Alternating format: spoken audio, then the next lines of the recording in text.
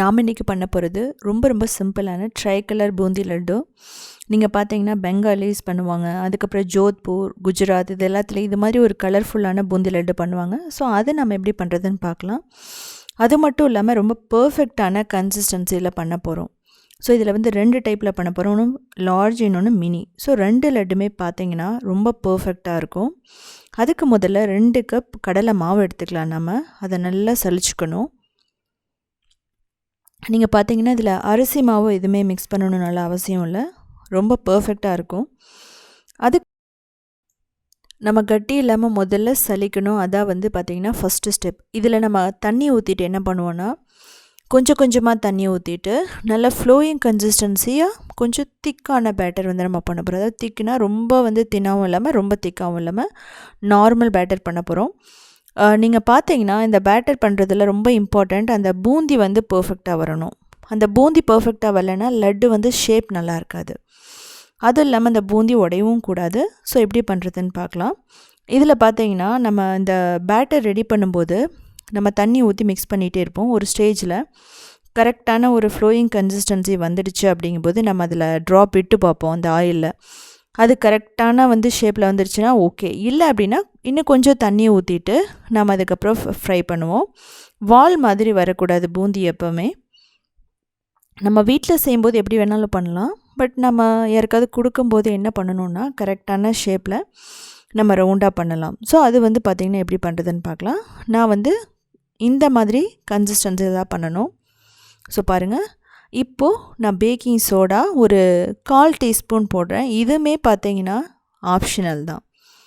இப்போது இதுதான் வந்து கரெக்டான கன்சிஸ்டன்சி.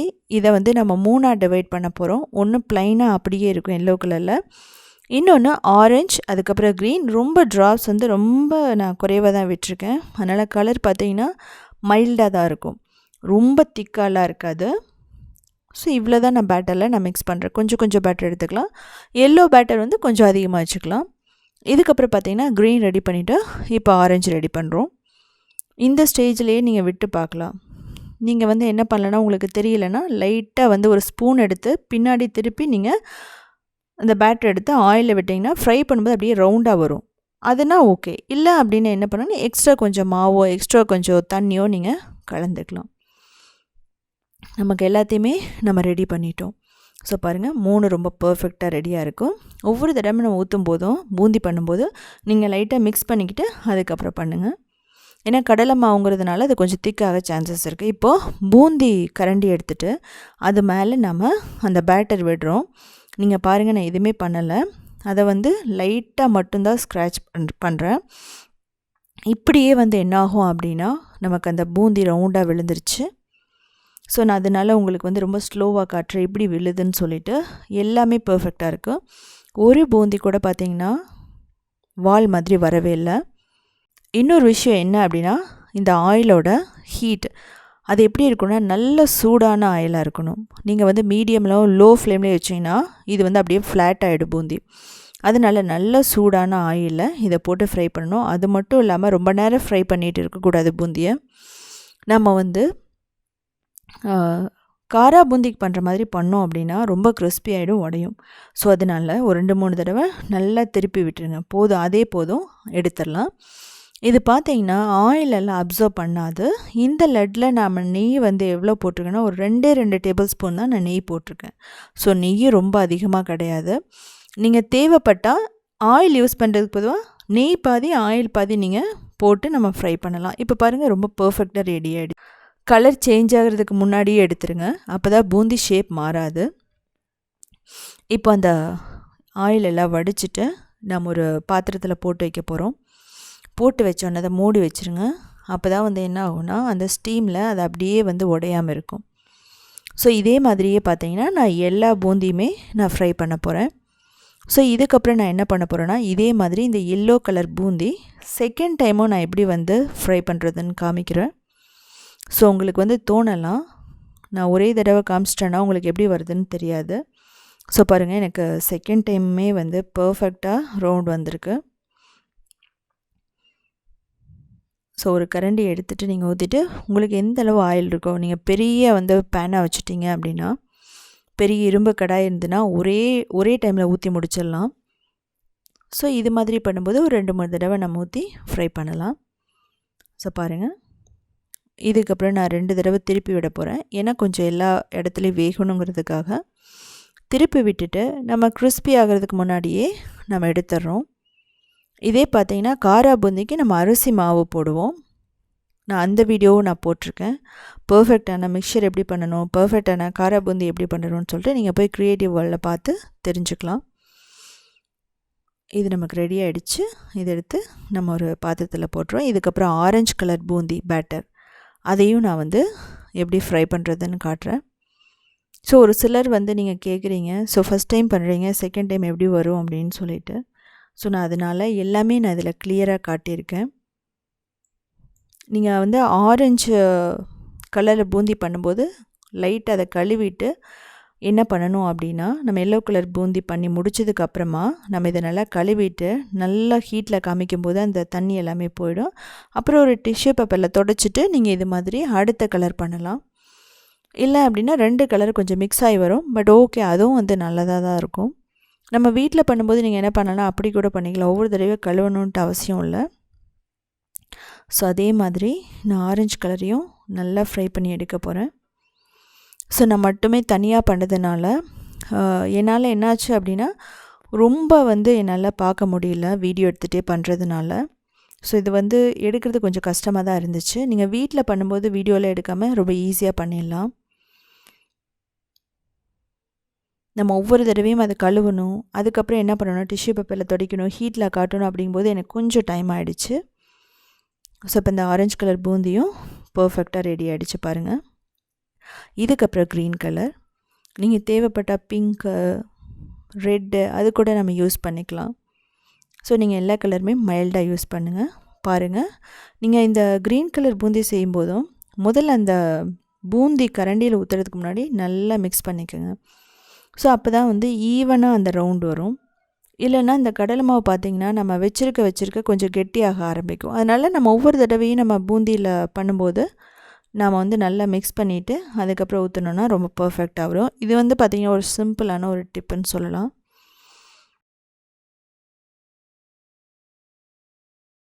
ஸோ நீங்கள் இதே மாதிரியே எல்லாத்தையும் ஃப்ரை பண்ணி எடுத்துக்கோங்க. ஸோ பாருங்கள், எந்த வால் மாதிரி எதுவுமே நமக்கு ஃபார்ம் ஆகலை.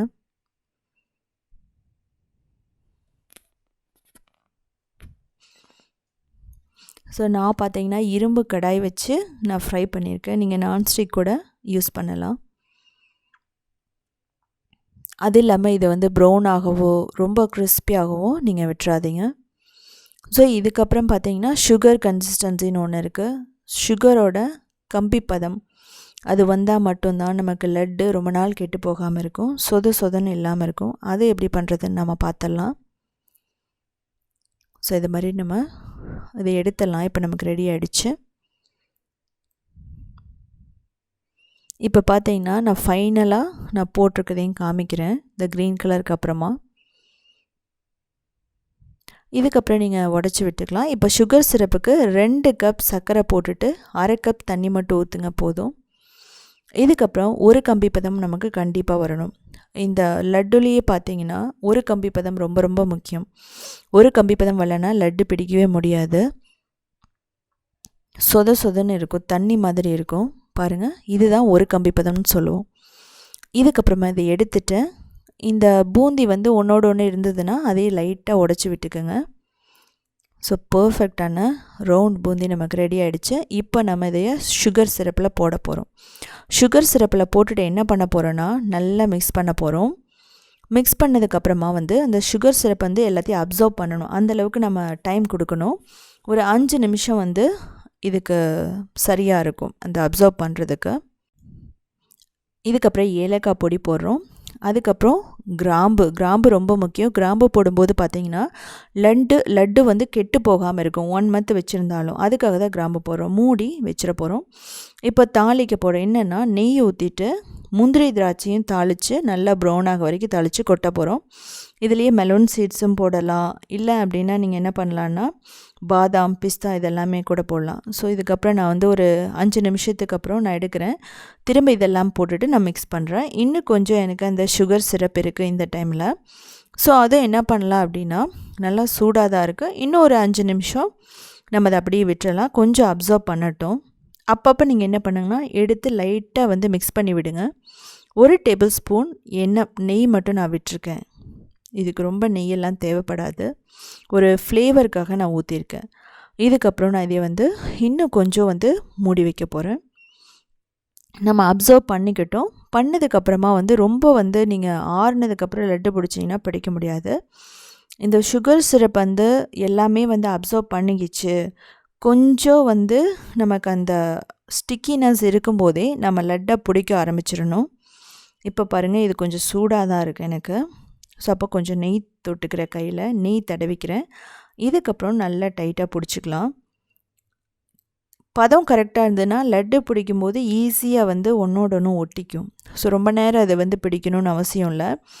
நீங்கள் சுகர் சிரப்போட பதம் கெட்டு போச்சு, தப்பாயிடுச்சு அப்படின்னா என்ன ஆகும்னா இந்த லட்டு பிடிக்கும்போதே உங்களுக்கு பிடிக்க முடியாது. அதாவது ஒன்றோட ஒன்று ஒட்டாது, உடஞ்சிடும். ஸோ இதில் பார்த்தீங்கன்னா நான் 2 வகையில் பண்ண போகிறேன். ஒன்று மீடியம் லார்ஜ் லட்டு ஒன்று, இன்னொன்று ரொம்ப மினி லட்டு. இது பார்த்தீங்கன்னா ஒரு யூனிக்கான ஒரு ரெசிபின்னு சொல்லலாம். ஸோ இந்த வீடியோவில் மட்டும்தான் நான் அந்த மினி லட்டு காமிச்சிருக்கேன். நீங்கள் வந்து சுகர் சிரப்போட பதம் வந்து ஒரு கம்பி பதத்துக்கு அப்புறம் ரொம்ப போயிடுச்சுன்னா சீக்கிரமாக இது வந்து என்ன ஆகும்னா கட்டியாகிடும். ஒரு கம்பி பதத்துக்கு முன்னாடி நீங்கள் எடுத்தீங்கன்னா அப்படியே சொதனே இருக்கும்.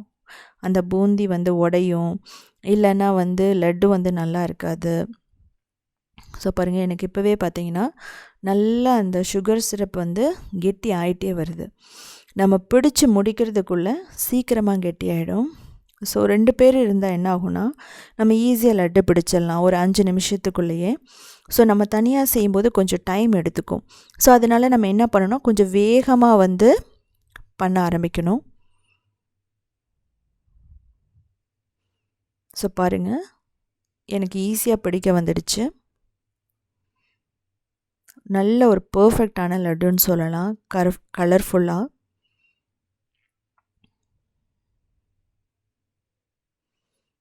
ஸோ பாருங்கள், இது மேக்ஸிமம் கடைசி ஸ்டேஜ் எனக்கு இது. ஸோ எல்லாமே நம்ம ரெடி பண்ணிவிட்டோம். ஒரு 2-3 லட்டுக்கு மட்டும் கரெக்டாக அந்த பதம் வந்து கடைசி ஸ்டேஜுக்கு வந்துடுச்சு. ஸோ இதுக்கப்புறம் பார்த்திங்கன்னா மினி லட்டு எப்படி பண்ணுறதுன்னு பார்க்கலாம். கொஞ்சமாக எடுத்துகிட்டு பிடிச்சிங்கன்னா வந்துடும். இது வந்து கம்பி பதம், அதாவது சுகர் சிரப்போட கன்சிஸ்டன்சி கரெக்டாக இருக்கும்போது கடைசி வரைக்குமே நமக்கு அந்த லட்டு பிடிக்க முடியும். இது வந்து பார்த்திங்கன்னா குழந்தைகளுக்கு ரொம்ப பிடிக்கும். நம்ம ஸ்நாக்ஸுக்கு கூட கொடுத்து விடலாம். ஸோ எல்லாமே ரெடி ஆகிடுச்சு. நல்லா ஆற வச்சுட்டு ஒரு ஏர்டைட் கண்டெய்னரில் போட்டுட்டு 2 வாரம் வரைக்குமே வச்சுட்டு நம்ம சாப்பிட்லாம், கெட்டு போகாது. ஏன்னா இதில் தண்ணி எதுவுமே படாமல் நல்லா க்ளீனாக இருக்கிற பாட்டிலில் போட்டு வச்சுட்டிங்கன்னா நல்லா வந்து ஒரு 1 மந்த் வரைக்குமே நமக்கு கெட்டு போகாது. பட் ஆனால் எல்லா ஸ்வீட்ஸுமே நம்ம 2 வாரத்துக்குள்ளே சாப்பிட்றது ரொம்ப நல்லது கூட. ஸோ பாருங்கள், எவ்வளோ குட்டியாக ரொம்ப அழகாக இருக்குது. ஸோ ஒரு முத்து மாதிரி இருக்குது. ஸோ இதை செஞ்சு பார்த்துட்டு கமெண்ட் பண்ணு. சூப்பரான கலர்ஃபுல்லான லட்டு, பர்ஃபெக்டான ஷேப்பில் பர்ஃபெக்டான கன்சிஸ்டன்சியில் பண்ணது. வாங்க சாப்பிட்டு பார்க்கலாம் எப்படி இருக்குன்னு. ஃபஸ்ட்டு இதை உடைக்கலாம். சூப்பராக இருக்குது. இந்த திராட்சை எல்லாமே நீட்டாக உடைஞ்சிருக்கு.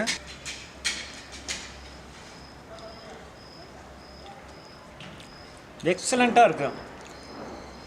திராட்சை, கிராம்பு, வா சூப்பராக இருக்குது. பெரிய லட்டு பார்த்துட்டோம், அவ்வளவும் சாப்பிட முடியாது அப்படிங்கிறதுக்காக சின்ன குழந்தைங்களுக்காக நான் சூப்பராக இந்த ஒரு மினி லட்டு பண்ணியிருக்கேன். இது ஜஸ்ட் ஒரு வாயில் போட்டாலே சூப்பராக இருக்கும். வாவ்.